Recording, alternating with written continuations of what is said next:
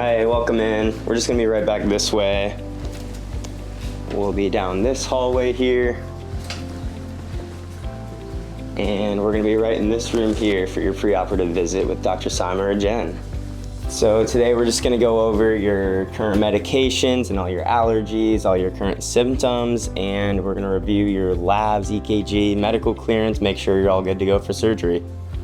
A very common question is, what does a hip replacement heart look like? And am I going to be stopped at the airport? My answer is yes, I hope you are going to be stopped at the airport, because a hip replacement is about the size of a small handgun, and it's made out of metal and plastic. Hip replacement is really made up of four parts. One is the stem that goes in your thigh, down your thigh bone. And then we repair the thigh bone by making a groove with what we call a broach. That allows an implant such as this to be driven down into your thigh bone, into the bone marrow. There's a coating around it called hydroxyapatite. Bone loves to grow into it. The stem itself is made out of titanium. Now there's a head here, this is called the thermal head. This has different lengths and sizes, and it's made out of ceramic. It's a very slippery surface, so it doesn't break down and doesn't cause any friction between or breakdown of the plastic. So the stem goes down into your thigh bone. We prepare the socket by reaming out the bone with almost looks like a grater, like a cheese grater. It comes out, we prepare the bone, and we impact the socket, which is made out of titanium, and there's a plastic lining that articulates with the ceramic head. We impact it into the periosteum. And many times we don't use a screw, but sometimes we do just for stability. We put them both back together and close up the hip, and the operation's done. When you go in through the front of the hip, or the anterior approach, it is muscle preserving or muscle sparing. So the pain is less and recovery is faster. We also do it through x-ray guidance, so the leg lengths are prepared perfectly. The leg lengths are perfect, as well as the sizing. We take x-rays in the operating room as we perform it, so that we can get everything done correctly the first time. And let's meet our friendly staff at Posada Ambulatory Surgery Center.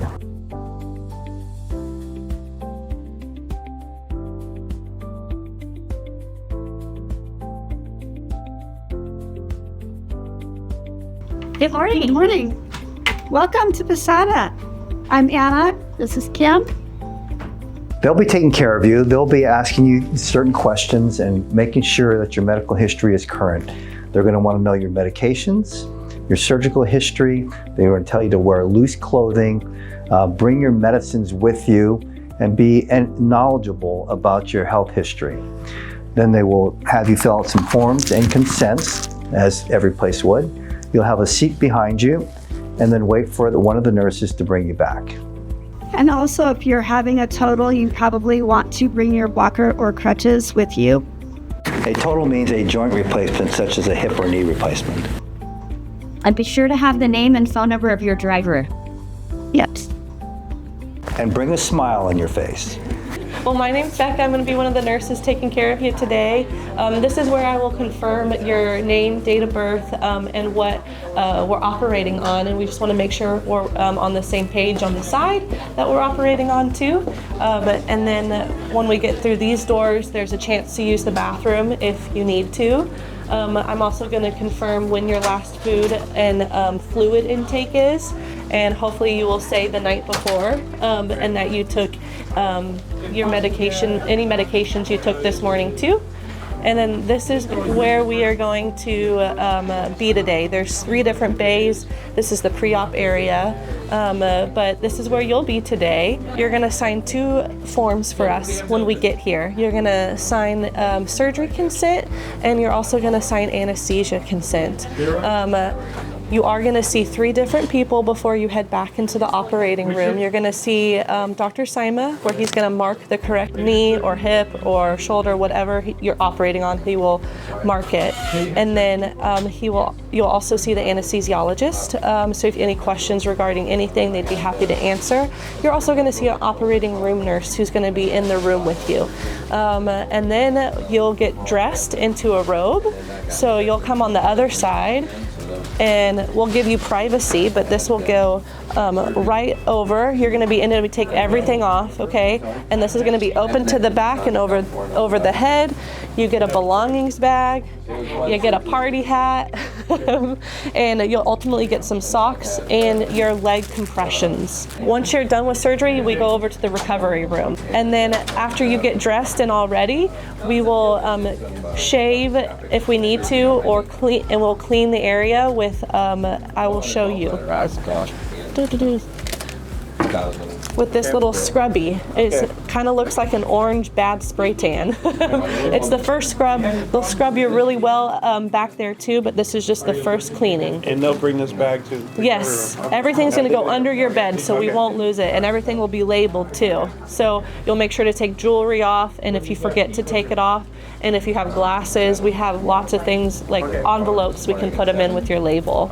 And then, yeah, and you'll also get an IV here too. Okay, and then once you're all set and ready, then they'll roll you back into the operating room, and they'll do your surgery back there. And then whenever you're ready, the anesthesiologist and your operating room nurse will bring you into the recovery. This is where the anesthesiologist will do your nerve block, okay? And Dr. Sima will explain what that will all look like, as well as the anesthesiologist. But this is where it will happen, and then after that, they'll roll you back into the operating room.